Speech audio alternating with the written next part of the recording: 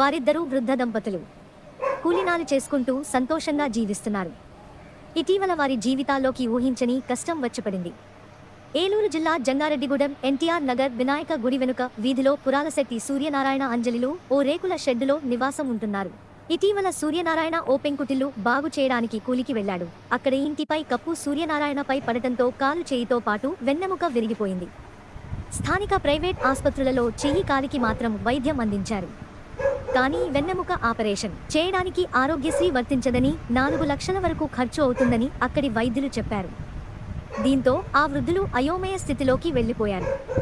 ప్రభుత్వం, దాతలు దృష్టి సారించి సూర్యనారాయణ వెన్నెముకకు వైద్యం చేయించాలని అంజలి కుటుంబ సభ్యులు కోరుతున్నారు.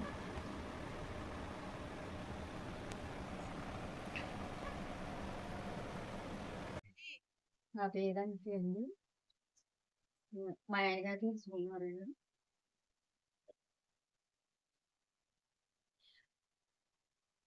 చెప్పాము చెప్పిన పనికి వెళ్తే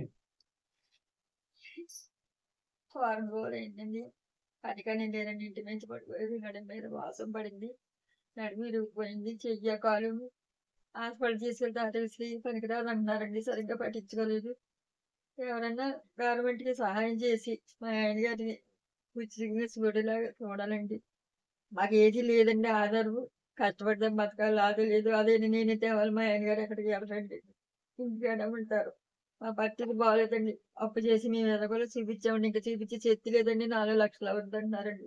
ఆరోగ్యశ్రీ ఏదేమో పట్టించుకోవట్లేదండి. మరి ఆ పరిస్థితి ఎలా ఉందండి? మీరు సాయం చేస్తారో, పెద్దోళ్ళు తీసుకెళ్తారో, మా ఆయనగారిని మాత్రం కాపాడి చూడండి. గవర్నమెంట్ ద్వారా అయ్యేలా చూడండి. మరి మా ఆయన దయించి